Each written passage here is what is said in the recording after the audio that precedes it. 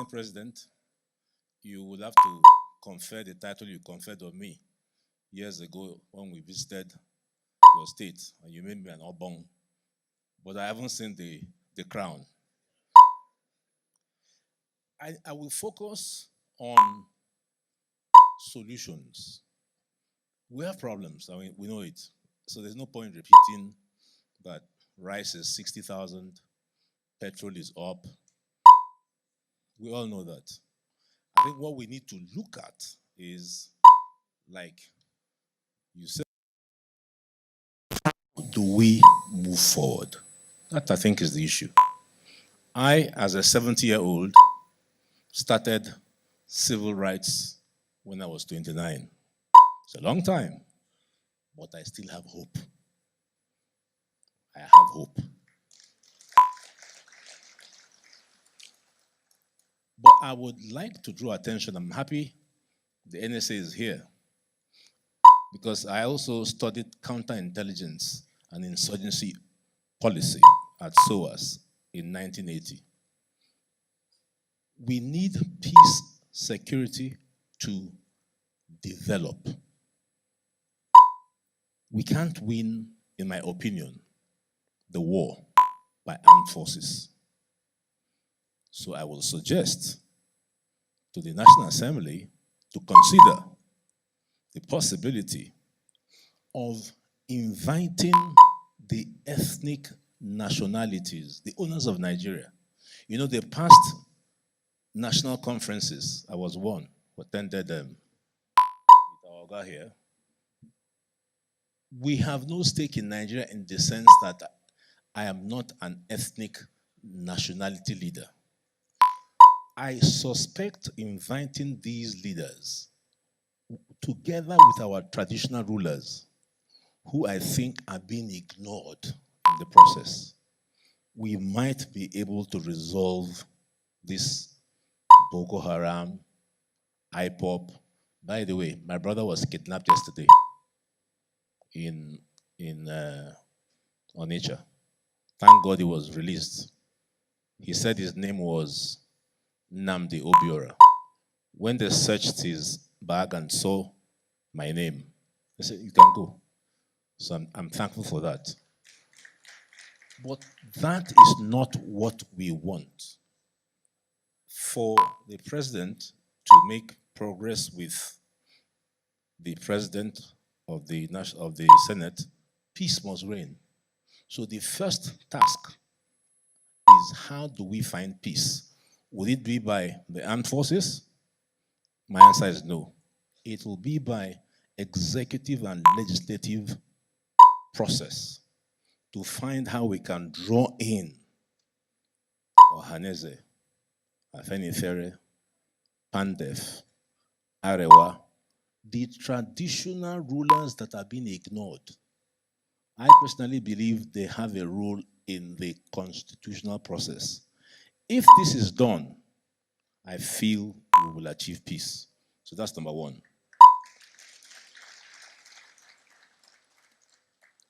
I would like us to also consider moving away from 9-to-5 transactional legislative process to transformational uncommon process, which Mr. President here is familiar with. We need to change how, we must have an objective. I will offer 10 objectives that will help. Mr. President has made 3 tough decisions. I agree with some and not all, but the removal of subsidy, entirely agree. It was a market correction. It's had an impact, so it's how we deal with the impact by legislation that will be helpful. Now, for us to have had a unsettled constitution for 23 years ought to end with the 10th National Assembly. 23 years is a long time to be discussing the constitution. So I would suggest that the first thing would be, how do we get a new constitution? There are 2 ways. The first is what the National Assembly is doing now, which I disagree with. I prefer the solution proffered by the late Ben Wabeze. He refers to the extraordinary powers of the National Assembly. The National Assembly has 4 types of legislative powers. Only one is in use. The National Assembly is the National Assembly sitting as the House of Assembly of the federal government, pursuant to Section 4.2 of the Constitution. But please check Section 4.1. The National Assembly is the National Assembly sitting as the sovereign parliament. Section 4.1.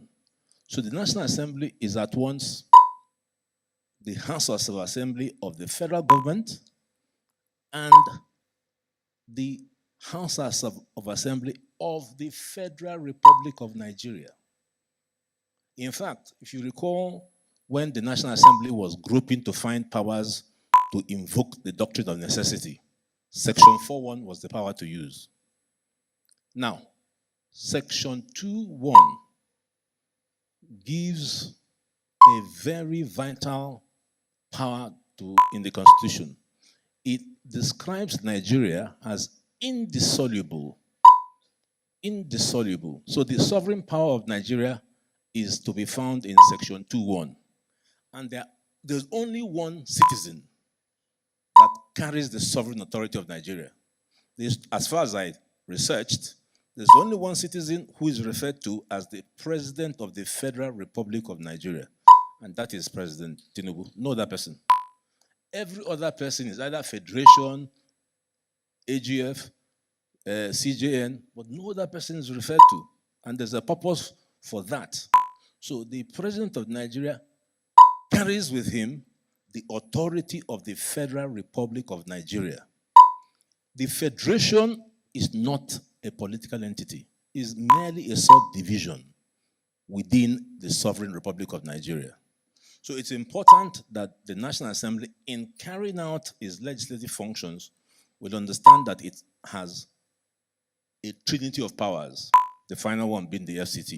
So when that scope is understood, Professor Wabeze says there are 2 broad ways you can deal with the Constitution. One is Section 8 and Section 9, which you are using, but has taken us 23 years in altering the Constitution. The other one is what he calls constitutional replacement, which happened in 1963, because the Constitution right now is not an act. It is a schedule attached to an act. So Professor Wabeze says if you invoke Section 4.1 and Section 4.4 of the Constitution, all you need to do is detach the schedule from the act and replace it with the new Constitution. And that is the matter resolved. Rather than every new assembly, we keep discussing the same issue. Because we can't make economic and political progress if we have a discussion that is lasting 23 years. So that is the point I would like to leave. Second point will be the electoral process. President Tinubu here had a petition, P2B versus President Tinubu. When I checked all the petitions, I actually found out that the petitions would have been best addressed to INEC. P2B has no quarrel with Mr. President. If you look at what he stated in his petition, it was like a referee refereeing a match and allowing a goal for Chelsea. And then Chelsea petitions against, say, Arsenal. Well, it's not Arsenal's. It's the referee. So we need to adopt the Kenyan model. The Kenyan model is very simple. A petitioner presents a petition which, if it raises reasonable cause, it convokes a tribunal. The tribunal turns to their own INEC, not to the respondent. So justify the election. Were the PVCs working? Was the BVACs working? Those are not issues that would concern Mr. President. Those are issues that would be addressed to the Election Management Board. In that way, you will find that the pressure will now turn to the Election Management Board to do their work properly. Because when there's a challenge, the petitioner and the respondent don't fight each other. It is the INEC that carries the brunt. Once that is done, and I was a member of the Always panel, everything will change. And I also recommend the unbundling of INEC. It's doing far too much. INEC is the largest printer of papers in Nigeria. That's not their job. It's not their job to be printing. INEC is doing far too many things. So in the Always petition, in the Always report, we recommended removing the function of regulating political parties by the creation of a political party regulation authority. We recommended creating the Electoral Offenses Commission. So I would urge the 10th Assembly, presided over by its chairman, President Akpabio, to simply enact the recommendations. And that will be the end. That was in 2007 or 8. So many years have passed. The Electoral Act makes a mockery of democracy. So we can correct that mockery by passing all the recommendations of the Always panel. The legal and judicial governance process. By the way, I'm speaking only to a narrow issue of development. I'm talking about governance. So governance is the process by which you can elevate economic and political matters to its optimum. I feel now that we are operating suboptimally. And if governance is well applied across what I'm saying, we can get to optimum performance. The insertion of Section 315 in the Constitution is a horrendous mistake of lazy people. Horrendous error. So what Section 315 does, it allows, for instance, the law, statute of frauds that was passed in the UK in 1635 to still be on our books. In the case of Rwanda, Paul Kagame took a different view. He set up a National Reform Commission, and they amended, modified, and introduced 1,000 new laws in 3 months. So, Mr. President of the Senate, may I respectfully urge that we do away with Section 315, we review our laws, expunge all that is unnecessary, obnoxious, dead, some of the laws passed by when Mr. President was very active in the civil rights movement, all the laws that the military passed, why are they on our books when we're a democracy? So that ought to go. Then, as the president of the Nigerian Bar Association between 2006 and 2008, I know we have suffered legal failure. If you suffer heart failure, you are dead. So for all intents and purposes, we don't have an effective legal system. And in my practice, a lot of clients come and say, if we invest, how long would it take us to go through the courts? And when I say 5 to 10 years, they don't want to come. So if we're looking for investments, we've got to decapitate the legal system of Nigeria. We have to rewrite it. It can't stand. It's too old-fashioned. The same thing with the judicial system. You know,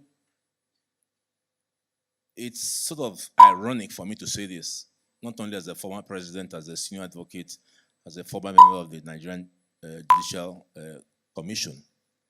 But when my dad was CJ of East Central State, we all wanted to protect the judiciary from military incursion. So we ring-fenced the judiciary. So everybody is afraid. No, don't touch their money. Don't do this, don't do this. And that philosophy carries forward today. The judiciary should not be as aloof as it wants to make out. I was the first, accompanied by my brother, Wole Olanekbaku, who applied because we felt we were qualified to sit in the Supreme Court. The mafia there threw us out. Threw us out. You know why? Because we still mix administration of justice which the National Assembly cannot with respect interfere, how they do their work, with judicial administration, which the National Assembly can make laws. There should be a law governing the process of appointment of senior judges. We can't leave it to the National Judicial Council. All the Constitution says is, once you are 15 years, you are qualified. But the National Judicial Council and the Supreme Court judges have formed a mafia. And we don't get there. And the Supreme Court is this is, with the greatest respect, the worst Supreme Court I have seen in my 45 years of practice. It has to change. A challenge for the National Assembly is to enact a law that deals with judicial administration. I didn't say administration of justice, so you can't go there because that is the internal workings of the judiciary. But judicial administration, no, the National Assembly can make laws. You pass a law so that I do not depend on the Chief Justice of Nigeria if I wanted to become a judge. The law will be passed stating the criteria to become a judge. You will find a big change. So I make that very strong recommendation to the National Assembly. I now turn to a point which I think deserves special attention. We can't pretend that there's hunger in the land. There's a lot of hunger. But I commend President Tinubu for the bold decisions he took. Very few would have taken it. You are to be commended to remove. In fact, I don't know whether you really thought about it because you said it in your acceptance speech. But that was the correct decision, sir. What needs to follow? No, don't clap, please. I'm not interested in claps. What needs to follow is the tough job that the National Assembly must do. You must recognize as leaders of your people that they're suffering. So you must now support the president with consequential legislation. Consequential legislation that will give them peace. I have introduced in my office, I never knew I would do that, and it's working, and some of them are beginning to have pot belly. I've introduced breakfast and lunch. If you pay, for instance, your driver 100K, rice is 60K, how will he afford it? He can't. So I'm forced to now create a cooking staff for them.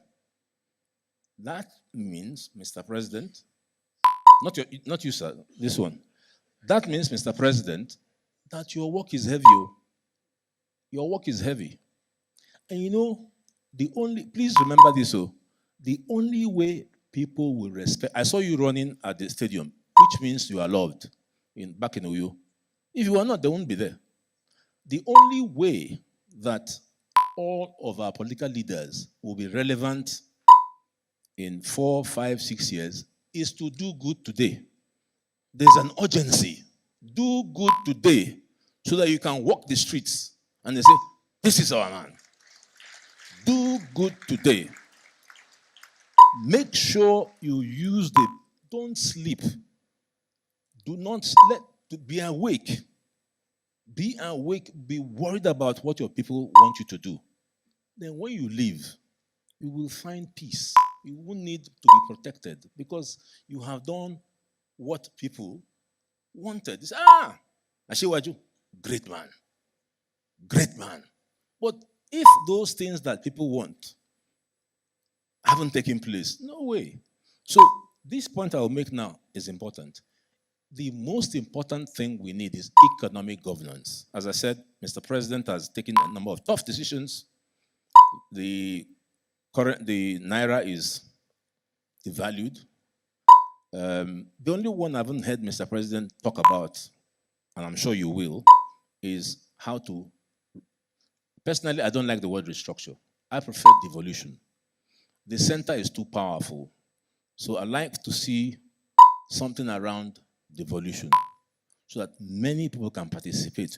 But in the sphere of economic policy, may I call attention, Mr. President of the Senate, to Section 16 of the Constitution, which actually makes Nigeria a socialist state. I'm not sure if people are aware of it. It makes Nigeria a socialist state. Please, when you read it carefully, the commanding heights of the economy belong to the government. That's not the intention. I think the intention is to make Nigeria a mixed economy, a liberal economy. So if we don't get the ideological basis of Nigeria's political economy right, nothing else will work. So I recommend that Section 16 should be modified. Now, the national economy has 5 fingers. It has the hard economy, it has the soft economy, it has the blue economy, it has the green economy, and it has the brown economy. All these will be tied by 3 important things: fiscal, monetary, and trade policy. Right now, Nigeria has no trade policy, and that, I think, is a big mistake. The last trade policy was in 2017. The CBN, they work on monetary. The CBN is carrying far too much responsibility. And quite sensibly, in the UK, their own CBN, the Bank of England, devolved power to 2 great institutions. And I think we need to see it here. The Prudential Regulation Authority. Their work is to make sure that the public trust we have in our banks is indeed followed. Our banks are not traders. It is a shame that me standing before you, I have never had a loan in this country because they want my grandmother who is dead to come. In the UK, I've had loans because the system works. The Prudential Regulation Authority in the UK ensures